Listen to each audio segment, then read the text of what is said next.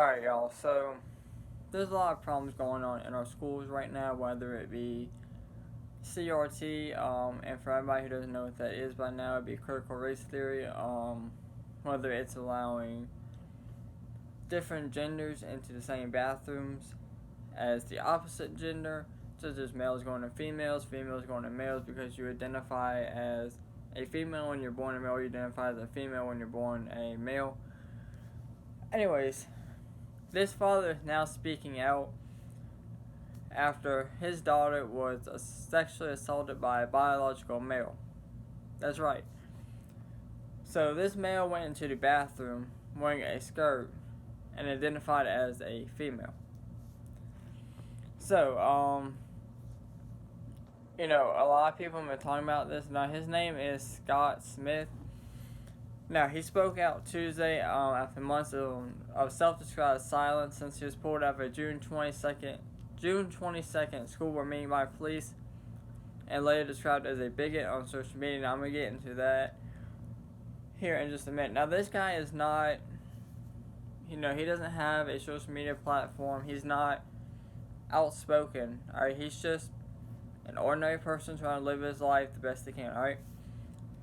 I mean, he's 48 years old, he's a plumber, alright? So, the money is probably okay, but, it's not the best job. Like I say, he doesn't have millions of followers or even thousands of followers, alright?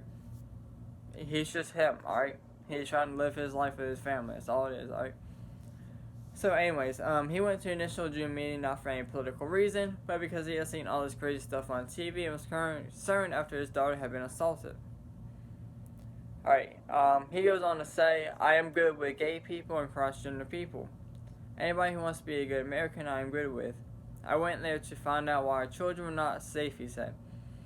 Next thing I know, another parent activist approached my wife and started antagonizing her, and I turned around and said, stop. Smith said he tried to tell the woman how his daughter was assaulted in the restroom at Stonebridge High School, but the woman persisted. She looked me dead in the face and said, that's not what happened. That struck me. How do you know what happened? You don't even know me. Smith recounted then being gripped from behind and realized it was a police officer she was later tackled. I was just shocked and horrified. I do want to say, though, we support our first responders and law enforcement. This didn't have to happen. This could have been handled a lot differently, he said. Alright, so he goes on to say, the London County School Board members at the meeting did not appear fazed by the testimony of Smith and the other parents concerned about issues like allegations of CRT and fused curriculum. He goes on to say, I believe they had full intentions on trying to shut that thing down early. Every time we clapped or supported somebody, we got scolded for it. Why aren't we allowed to clap or boo? Everybody has their own opinion. Why can't everybody just get along and discuss our differences? He wondered aloud, adding that the board members likely saw the meeting as a joke. Alright, so that teen was later charged with sexual battery and abduction. Now that's at another high school, alright? So, with this man's teenager, alright, that male was charged with sexual assault there. He was supposed to be on house arrest and not allowed to return back to school, pending investigation into the trial. So, obviously if he was found innocent, he would be allowed back to school. If he was found guilty, obviously he wouldn't be. But he went back to the same school or to another school and did this to another person. Alright, so we are under the impression from the prosecutor that this sexual predator was being held on in-house arrest with an ankle monitor and would not return to school until these court sessions were done. You are innocent until proven guilty. I understand that, but we have to protect everyone at the same time, Smith said. Alright.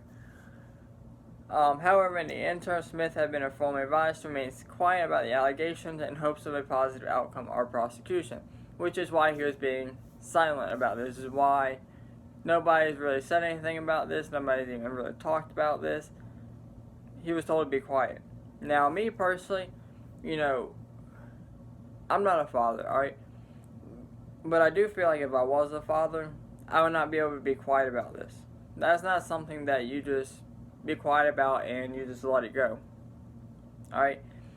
I don't know how a positive outcome of prosecution, I don't know what that has to do with you being quiet or not saying anything about it. I don't understand how that is going to help you or not help you. Now, he goes on to say, I was told by everyone, my attorneys, prosecuting attorney, friends of the family, people I don't even know, that if I wanted justice for my daughter, I need to keep my mouth quiet and not speak out, because in order to get justice for my daughter, which is the most important thing to me, of course, was not to come out and let justice prevail, he said. He goes on to say, it was my decision not to speak out. Nobody muzzled me, but I was told if I wanted justice for my daughter, I wanted this case to have a finality and a possible conviction, that I had to stay quiet. Alright, he goes on to say, he remained quiet about the situation until last week when a text message to his wife alerted the couple that a juvenile had been arrested.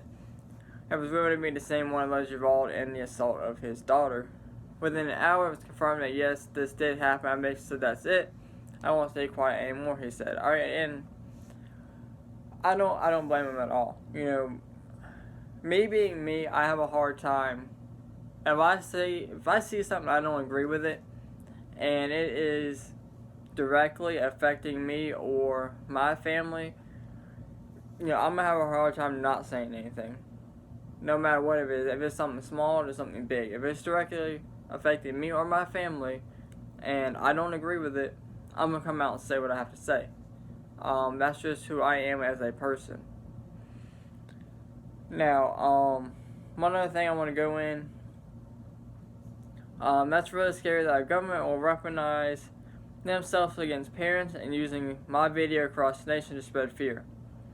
That's wrong. I'm not a bully. I'm not a racist. I love everyone. I love this country. And I want better stuff for it, he said. In regards to alleged assault on Smith's daughter, the London County Sheriff's Office told Fox News that a May 28, 2021 case involving a thorough 2-month-long investigation that was conducted to determine facts of the case prior to arrest. Case is still pending in court proceedings. Sheriff's Office is not able to provide any documents that pertain to the pending case. The Sheriff's Office confirmed that the case involves sexual assault. Now, obviously the names won't be released because they are juveniles, so none of the names will be released. Now, the charges that the boy is supposedly facing is 2 counts of forcible sodomy, 1 count of anal sodomy, and 1 count of forcible fellatio. If I'm saying that wrong, please correct me. Alright, so what I want to talk about here is, this is not the first time this happened.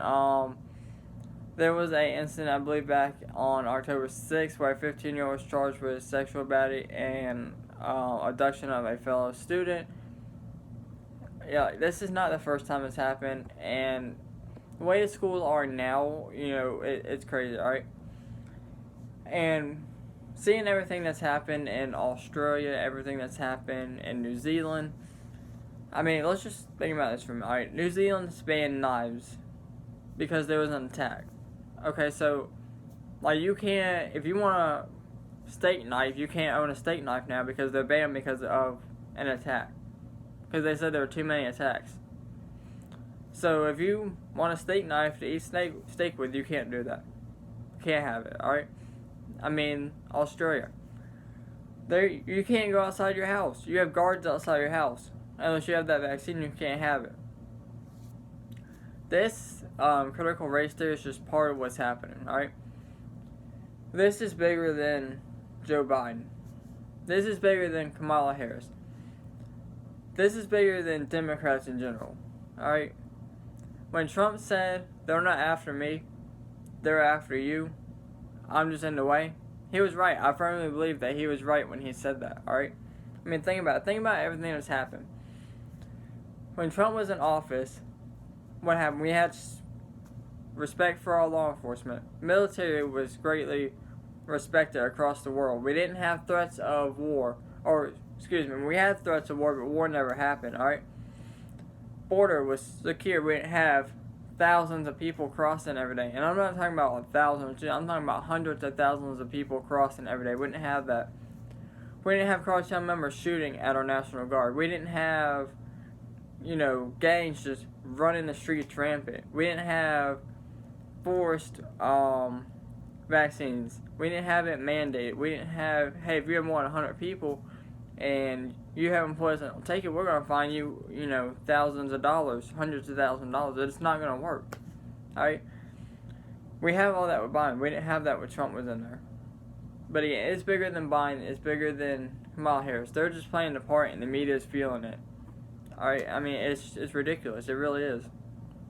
Now, like I said, there are people that I want to get on here to do interviews with. Now, obviously, I can't make people come on here, but it is something I want to start doing for people that speak out and, face backlash, serious backlash. I want to try and get these people on here to spread the word more. I want to try and get law enforcement officers and their families on here who have spoken out and have got serious backlash or fired nurses.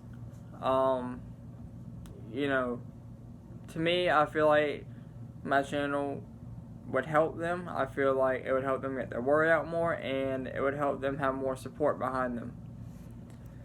So, again, if I can get this father on here, I would love to have him on here so he can share his story more. Because, not everybody watches the news, not everybody watches TV, stuff like that. Some of y'all do rely on me just for news. So if I get these people on here, I feel like that would help their story more. It would get it out more, stuff like that. Even if it's just 70 people to 100 people, that is a huge difference, and it will help. But let me know what you guys think down in the comments below. As always, thank y'all for watching, and y'all stay safe out there.